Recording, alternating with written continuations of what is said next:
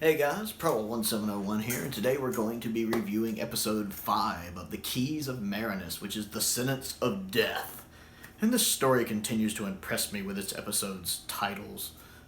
The Screaming Jungle, The Snows of Terror, the Sea of Death. I'm enjoying all of that. Once again, we have an episode that's kind of like its own episode, really. I mean, a lot of people compare the Keys of Marinus to the Key to Time in that it's a bunch of separate stories loosely connected by an overall plot. And the Keys of Marinus is the same way. You have a lot of little mini episodes connected by one overall plot, which of course is tracking down the keys. But each story is very much its own unique thing, just one kind of leading into the next. But they're each kind of contained in their own way.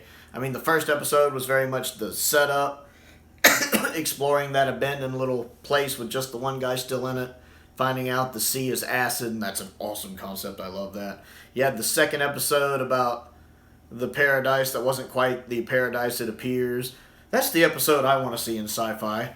Our travelers stumble upon what looks like a paradise that every man would ever want, a Garden of Eden. But it turns out everything is exactly as it appears. Wouldn't that be something? And then episode 3, we had the Screaming Jungle, which was really neat, with the jungle basically attacking. That's cool. Episode 4, we had the snow episode with the wolves vaguely, and then trying to find that one, and the set design for that one was really good. And then we have this one, which is basically a whodunit. It's like watching Perry Mason, but through the lens of Doctor Who. And I enjoyed that because we don't know who did it until toward the end. We still actually, at the moment, don't know exactly who did it, but that's pretty good. I'm enjoying that. I recognize one of the guys in this, and I don't know from where. I'm guessing it's another 60s Doctor Who, but I can't figure out which one. It's the guy playing the prosecutor. Yeah, he's playing the prosecutor. I don't know his name, but I know his face from something else in black and white. And it's probably, since it's British, I'm assuming it's another Doctor Who. I'm guessing he's in another Doctor Who. Maybe a Troughton Doctor Who or another Hartnell. Somewhere in 60s Who. I swear I've seen him in something else. He looks super familiar. And I just can't place it. It's driving me nuts. Or maybe I've seen him in another 60s show like Perry Mason, but I would imagine he's British and in a British show. And this is the only 60s British show I really watch in black and white. So I'm sure it's another episode of 60s Doctor Who I know him from, the guy playing the prosecutor. But I like this one here where Ian just kind of stumbles into this situation where he's accused of murdering somebody that he didn't murder. And it's interesting how the courts here are basically the opposite of how we're used to them being. Where Ian even points out, now the burden of proof is on the prosecution. You got to prove I'm guilty. And they're like, no, not with our laws. Here, you're already guilty. The burden of proof is on the defense. You have to prove without a shadow of a doubt that you didn't do it. Which, to be fair, is basically how things work in America now. I mean, not on paper, but, supposedly you're innocent until proven guilty. But that's just kind of on paper. In the real world these days in America, if you get accused of something, you're screwed. You're boned.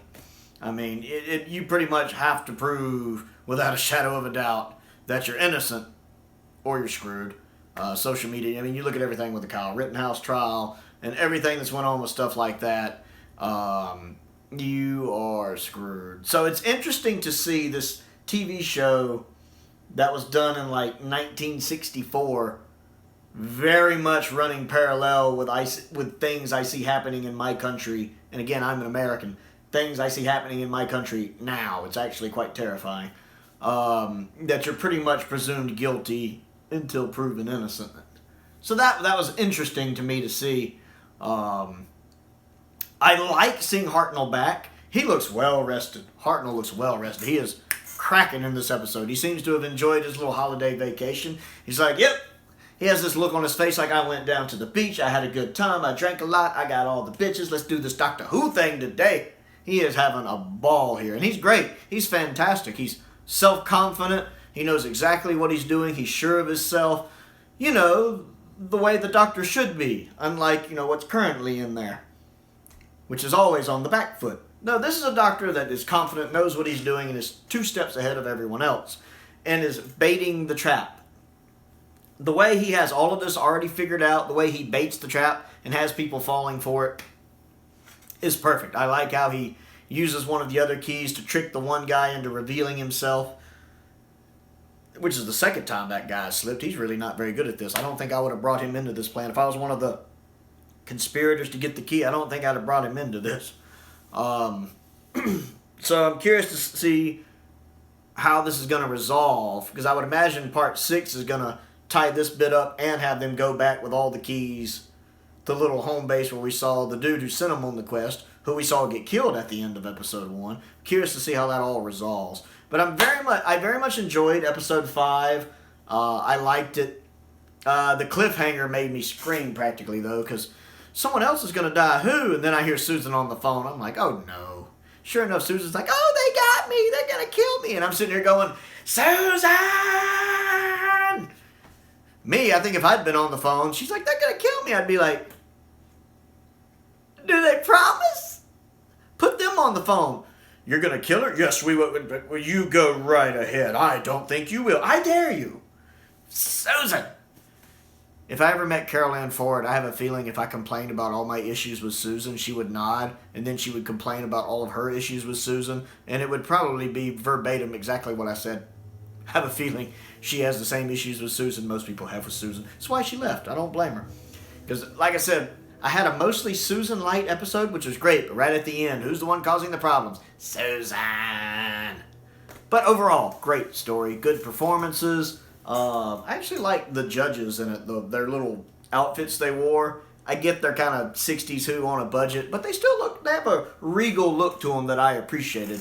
Matter of fact, I like the guards' armor outfits too. They look very authoritarian.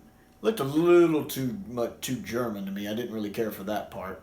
But that could just be because it's in black and white, so the uniforms look darker. I didn't really care about that part. But I like the fact that this did strike me as a very authoritative area where the guards do have a lot of say and control. It did look like a place where you wouldn't want to get in trouble with the law, I'll put it that way.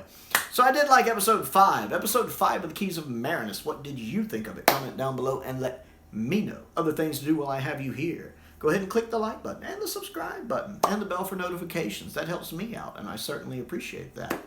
I also have a Patreon if you would like to support me that way. There's a link to that down in the description below. I also have a P.O. box if there's anything you would like to send me, as well as a link to my Amazon wish list, which I update regularly down in the description below. Most importantly, though, one, I want to thank 2 of my top-tier patrons, Stephen Crane and the 5th Doctor. I appreciate their continued support, as I do the support of all of my patrons. Thank you.